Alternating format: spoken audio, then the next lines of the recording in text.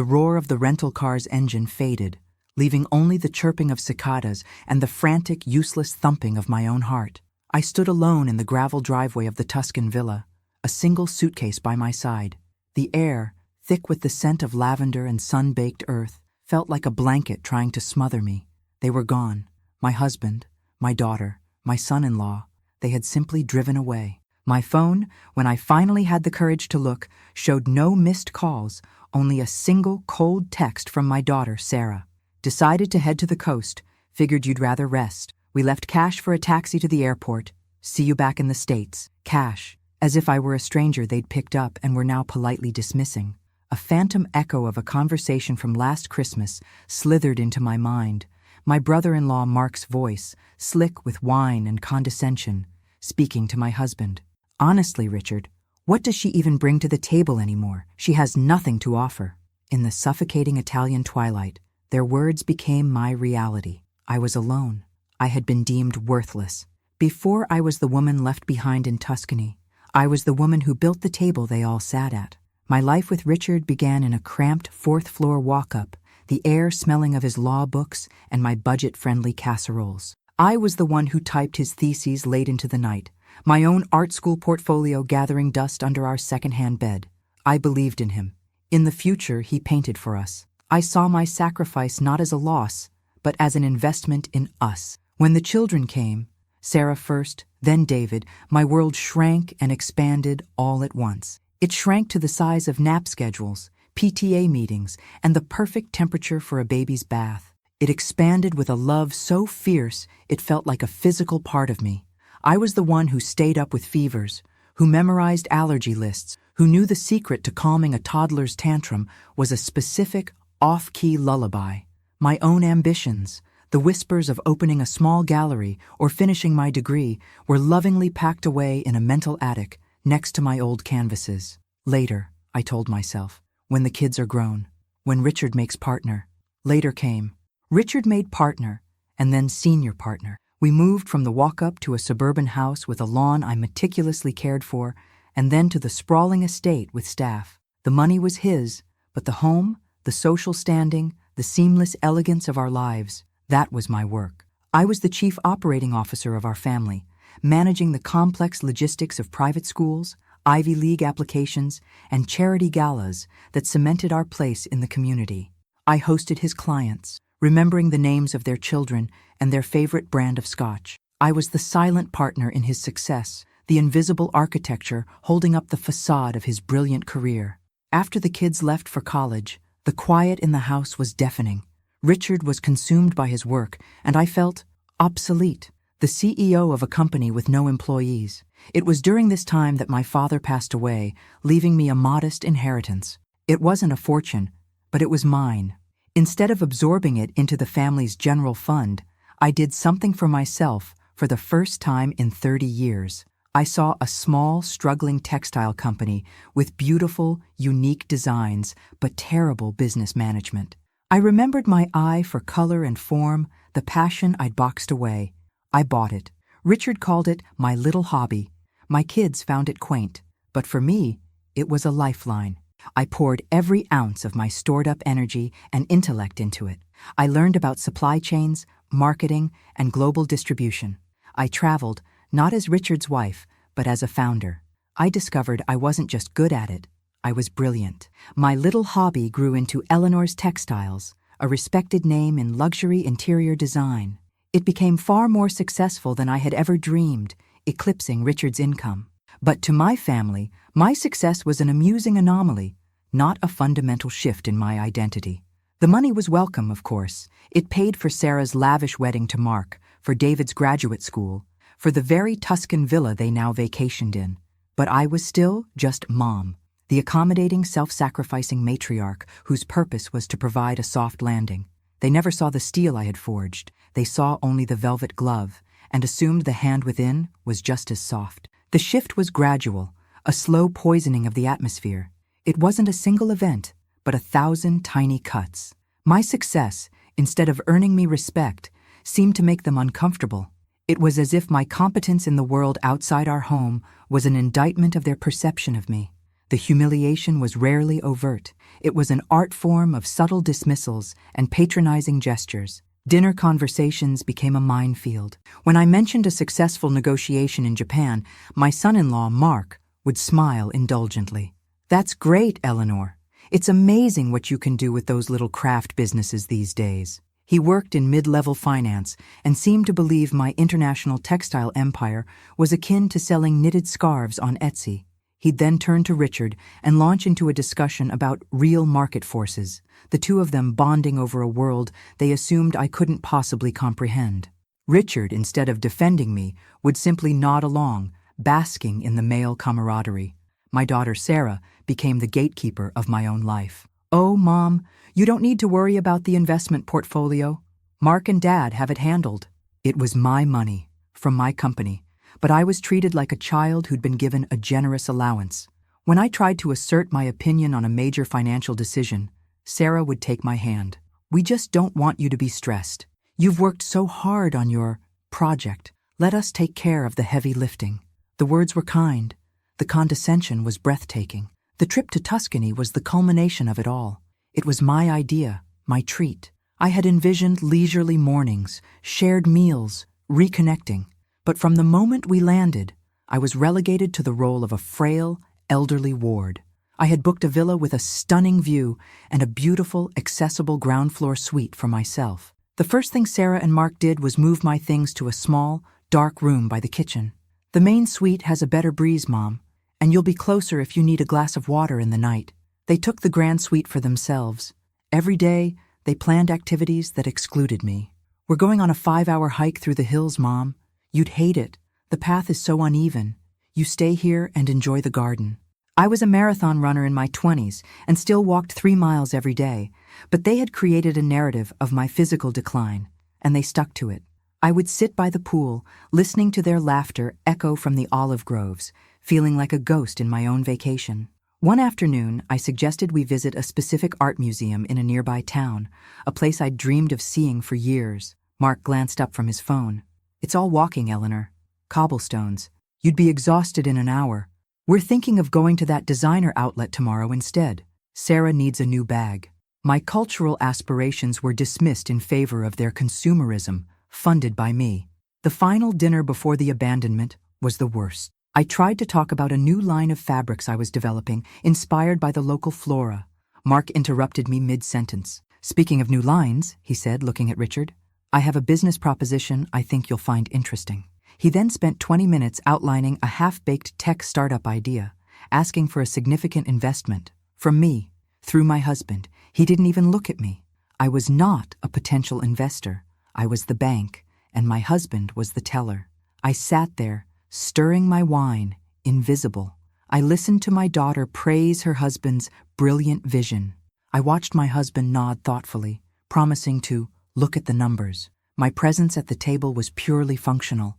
I was the source of the capital, the provider of the villa, the cook of forgotten dreams. But I, Eleanor, had nothing to offer. The next morning, the air was thick with a cloying cheerfulness that didn't reach anyone's eyes. "We're just going to pop into the local market," Sarah announced, her voice a little too bright. "Get some fresh bread and cheese for lunch." Mark was already jingling the car keys, avoiding my gaze. "Won't be long. Don't you move a muscle, Eleanor. Just relax." It was the same patronizing script they'd used all week. "You rest, you stay here, we'll handle it." A part of me, a tired, beaten-down part, almost believed them.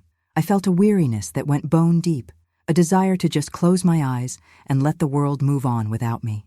I nodded, managing a weak smile. "All right, dear, be safe." Richard was the last one out the door. He paused, looking at me for a moment. There was a flicker of something in his eyes. Guilt? Pity? It was gone before I could name it. He just patted my shoulder, a gesture devoid of any real affection. "We'll be back before you know it," he said, his voice hollow. Then he turned and walked out, closing the heavy wooden door behind him, the latch clicking shut with an awful finality. I sat in the stone-walled living room, the silence descending like dust. An hour passed. I told myself the market was crowded. 2 hours. They must have stopped for a coffee. 3. The sun climbed higher, beating down on the terracotta tiles outside. The cheerful chirping of the birds started to sound like a mockery. A cold knot of dread began to form in my stomach. This was different. This silence was heavier, more intentional. I walked through the quiet villa. Their rooms were too tidy. The beds were made. Their suitcases were gone. My heart hammered against my ribs. No, they wouldn't. They couldn't. I raced back to my own room, the small, dark one by the kitchen. My suitcase was still there, a lone sentinel of my foolish trust. But on the nightstand, where my book had been, was a white envelope. My name, Eleanor, was written on it in Sarah's neat, familiar script. My hands trembled so badly I could barely tear it open. Inside was a wad of euros and a single sheet of paper. The note was brief, brutally efficient. Mom, we talked it over, and this is for the best. The rest of the trip is a bit too active, and we felt you were getting overwhelmed. We thought you'd be more comfortable flying home from Florence. We'll handle everything. Here's some cash for a taxi. We will call you when we get to the coast. Love, Sarah. The breath left my body in a ragged gasp. It wasn't a decision. It was a verdict. I had been judged, found wanting, and discarded. The cash was the cruelest part. A transaction. Payment for services no longer rendered. I stumbled outside into the blinding sunlight, my phone in my hand. I called Sarah. Straight to voicemail. I called Richard. Straight to voicemail. I called David, my son. Voicemail. They had planned it, coordinated it. They had switched off their phones, severing the connection as cleanly as a guillotine. I was 58 years old, standing in a foreign country, and my family had abandoned me. I don't know how long I stood there, the crumpled note in my fist, the useless euros scattered at my feet. The sun began to dip below the cypress trees, painting the sky in hues of orange and violet, a beautiful spectacle I couldn't bear to see. I felt hollowed out, a fragile shell of a person. It was the scent of roasting garlic and rosemary that finally broke the spell. A woman, whom I recognized as the villa's owner, was walking up the path from her own small cottage on the property. She was perhaps in her late 60s, with a face mapped by sun and laughter, and hands that were clearly accustomed to working the earth. Her name was Sophia. She stopped when she saw me, her dark eyes taking in the scene with a quick, non-judgmental glance. My solitary figure, the suitcase, the money on the ground. She didn't ask the obvious, intrusive questions. There was no pity in her expression, only a quiet, profound understanding. "Signora," she said, her voice warm and raspy, "the evening grows cool. Come, I have made too much minestrone." It wasn't a request. It was a gentle command. Numbly, I allowed her to lead me away from the villa, the scene of my humiliation, and into the cozy, lived-in warmth of her own home. Her kitchen was small and cluttered with copper pots, bunches of dried herbs, and photos of children and grandchildren. It felt more real, more alive, than the sterile perfection of the house I had rented.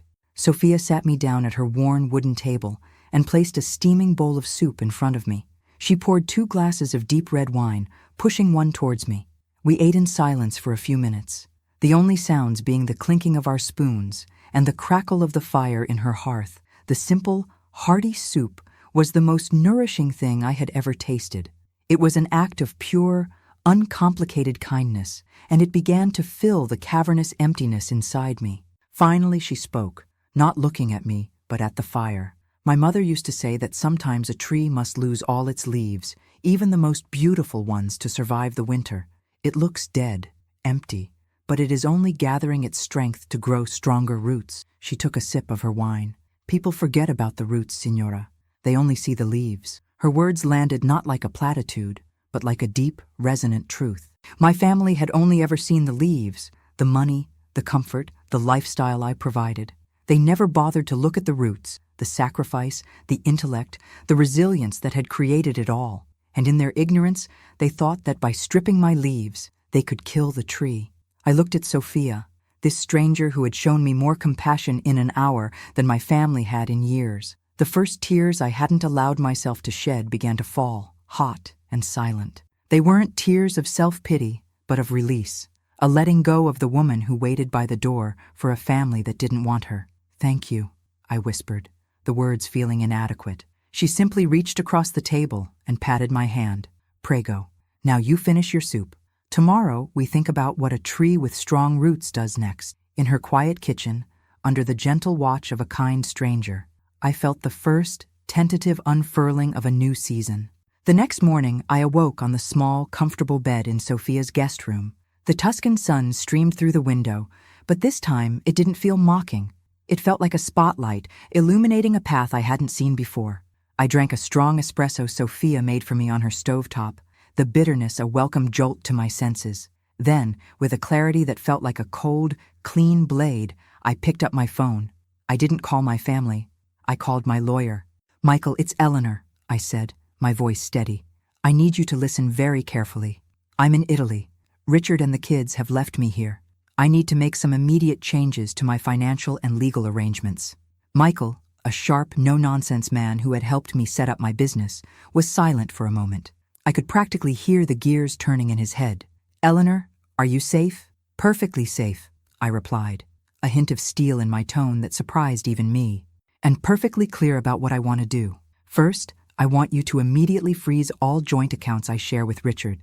Transfer the remaining balances into a new account under my sole name. Can you do that today?" "Consider it done," he said, his voice now all business. "What's next?" "The house on Ridgedale Drive. It's in my name, correct? The deed was transferred from my father's estate to me, personally, before Richard and I were married." "That's correct. It is your sole and separate property." "Good. I want the locks changed by noon tomorrow. I want Richard's belongings packed and put into storage. A formal notice of separation is to be delivered to his office by end of day. He is no longer welcome in my home." There was a pause, and I could hear him scribbling notes. "Understood. And the children?" This was the hard part, but the betrayal was a clean cut. "The trust funds I established for Sarah and David. Review the clauses. I believe I put in a benefactor's discretion clause regarding distributions for non-essential expenses. I want to invoke it. All funding for their current lifestyles, allowances, club memberships, credit cards linked to my accounts, is to be terminated, effective immediately." "That will get their attention," Michael said dryly. "Anything else?" I took a deep breath. This was the moment that felt both terrifying and liberating. "Yes, my son-in-law, Mark Jennings. He is currently employed as a senior brand strategist at Eleanor's Textiles, is he not?" "He is. I am the CEO and majority shareholder of that company. I want his employment terminated. Have HR draft a standard severance package, whatever is legally required, no more, no less. Inform him that his position has been made redundant as part of a corporate restructuring. The notice should be on his desk Monday morning." The irony was delicious. He thought I had nothing to offer. I was about to offer him unemployment. "Eleanor," Michael said, and for the first time, there was a note of something like admiration in his voice. "This is comprehensive. They left me in a foreign country with a handful of cash and a note," I said, the memory fueling my resolve. "Consider this my comprehensive response. There are also the vacation properties, the ski chalet in Aspen, the beach house in the Hamptons, both purchased with profits from my company and titled in my name." "They are yours, free and clear," he confirmed. "Excellent. Change the security codes. Inform their HOAs that only I am to be granted access. They have enjoyed their last free vacation." As I hung up the phone, I felt a profound shift inside me. The weeping, abandoned woman from yesterday was gone. In her place was a CEO, a founder, a matriarch taking back control of her kingdom. I wasn't destroying my family. I was dismantling the dysfunctional, parasitic enterprise it had become. They had underestimated me. They had mistaken my love for weakness, my generosity for foolishness. They had forgotten who built the table, who owned the house, and who signed the checks. I was about to give them a masterclass in remembering. I stayed in Italy for another 2 weeks, not in the grand, haunted villa, but in Sophia's warm, sunlit cottage. I didn't need to be in the States to witness the fallout. Technology and my lawyer, Michael, provided a grimly satisfying play-by-play. The first wave of panic hit them about 36 hours after I made my call. It started with rejected credit cards. Sarah, according to a frantic voicemail she left on Michael's office line, I had blocked their numbers, was trying to check out of a luxury hotel on the Amalfi Coast to move to another, and her card was declined. Then Richard's, then Mark's. The cascade of financial impotence was swift and total. The second wave was the realization that this was not a technical glitch. Richard, upon their panicked return to the States, took a car service to our home, only to find his key didn't work. A polite but firm security guard, hired by Michael, informed him that the property was now under the sole occupancy of Eleanor Vance, and presented him with the address of a storage unit. Michael forwarded me the security cam footage. Richard, standing on the perfectly manicured lawn he'd always taken for granted, looking utterly bewildered, like a man who had woken up from a 30-year dream. Mark's reckoning was, perhaps, the most poetic. He walked into his beautiful corner office on Monday morning, ready to boast about his Italian holiday, only to find a box on his desk with his personal effects and a crisp letter from Human Resources. According to the HR manager, he at first assumed it was a prank. Then he turned pale. He apparently tried to storm into my office, shouting about his rights, only to be reminded by security that his access badge no longer worked. He was escorted from the building he had entered so arrogantly just an hour before. The man who questioned what I brought to the table was now without a table to eat at. Their communications, when they finally figured out how to get through to me via Michael, were a study in escalating panic. First came the indignant demands from Richard. "This is absurd! Eleanor can't do this. It's our money." Michael calmly corrected him, explaining the legal distinctions between his salary and her business assets, a lesson Richard had apparently never bothered to learn. Then came the tearful, manipulative pleas from Sarah. How could she do this to us, to her own family? Doesn't she know how much we love her? Love, it seemed, was contingent on a limitless Amex and access to vacation homes. Mark tried a different tactic. Threats of legal action, which Michael's team swatted away like flies, pointing to Mark's at-will employment contract and the ironclad nature of my property rights. From my quiet perch in Tuscany, I observed it all with a strange sense of detachment. There was no joy, no vengeful glee. There was only the quiet, grim satisfaction of a balanced scale. I imagined them huddled together in a cramped, rented apartment, the grandeur of their lives stripped away. They weren't grappling with the emotional gravity of what they had done. They were simply reeling from the consequences. They hadn't mourned the loss of me, their mother and wife. They mourned the loss of their lifestyle.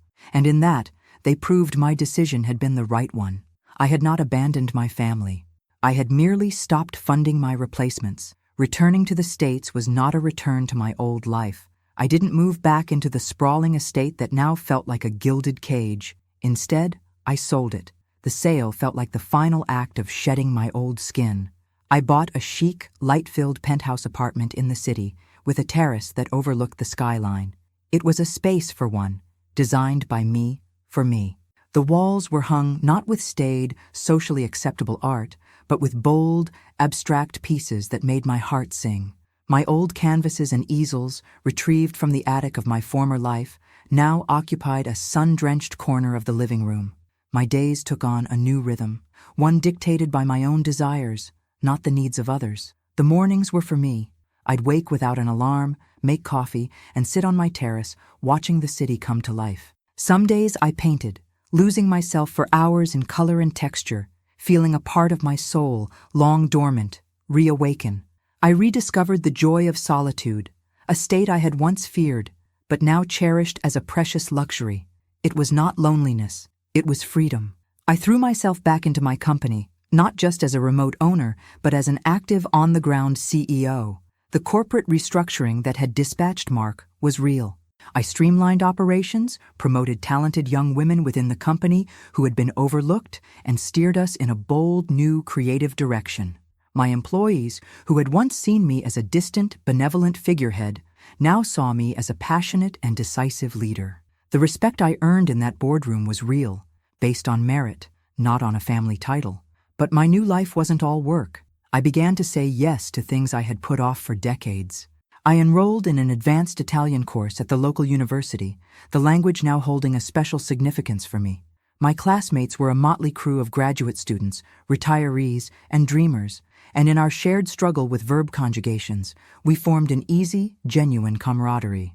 I joined a photography club, trading my iPhone for a complex DSLR camera. I learned about f-stops and shutter speeds, and I started seeing the world differently, framing it in light and shadow.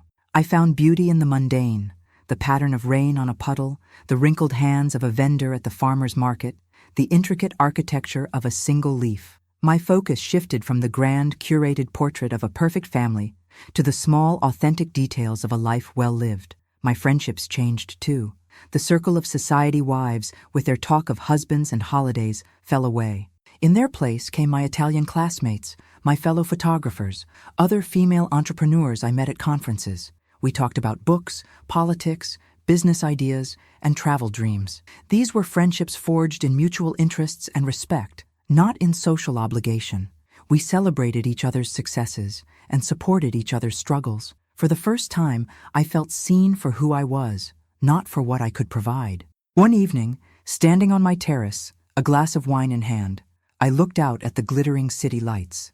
There was no echo of my family's voices, no weight of their expectations. There was only the gentle hum of the city, the cool night air, and a profound sense of peace.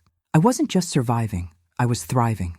I was living entirely on my own terms, and it was more fulfilling than any life I had ever imagined. Nearly 2 years had passed. 2 years of quiet growth, rebuilding, and carefully guarded peace.